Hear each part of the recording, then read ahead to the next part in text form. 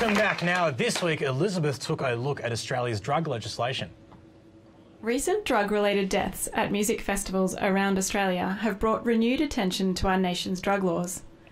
For a Liberal government that claim to be economic experts, their drug policies show an unfortunate lack of understanding about how markets operate. It comes down to supply and demand.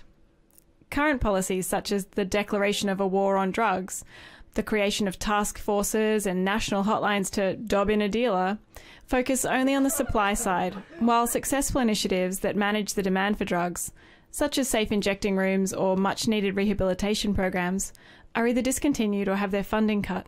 However, there always seems to be a lot of money available when it comes to the creation of government anti-drug ads on TV, even though education programs that are driven by scare tactics have been proven to be ineffective and counterproductive. If only there was a better way of reducing drug-related deaths and rates of crime and addiction, a way that also had 14 years of data to back it up. And for that, we have to look no further than Portugal. That's right, the country that brought you dangerous, highly addictive substances such as peri-peri chicken, pastries, and Cristiano Ronaldo, has successfully managed to tackle their national drug problem by decriminalising possession of drugs for personal use and funding public health and counselling initiatives. So, Portugal still have policies to manage the supply of illegal drugs, such as strict laws for trafficking and supply. But to combat demand, instead of punishing drug users, their legislation aims to help them to stop taking drugs. So they treat drugs as an issue of public health rather than a criminal issue. So are you saying that they used an evidence-based, holistic approach to tackling a national problem instead of fear-mongering and three-word slogans? Yes.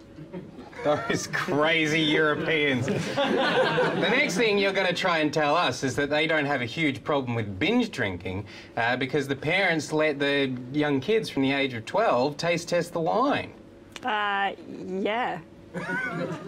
Well, Australians do that too. I mean, the only difference is that when we taste test wine at the age of 12, it's usually out of a goon bag and in a park. But it's the same thing. Potato, potato. Coming back to the discussion about music festivals, many experts have proposed mobile drug testing labs so festival goers can check what's in their pills before they take them. Now, several European festivals have been doing this successfully for up to 25 years. However, the police in Australia say they won't do pill testing, even though festivals, health experts and festival attendees all want it. I feel like pills and meat pies are similar in that way.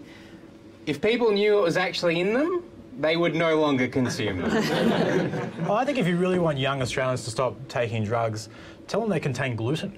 I reckon. Yeah, I can imagine police saying, according to the test, these pills were made with toilet cleaner, road tar, and gluten. These are dangerous. I might get a tummy ache. This is terrible.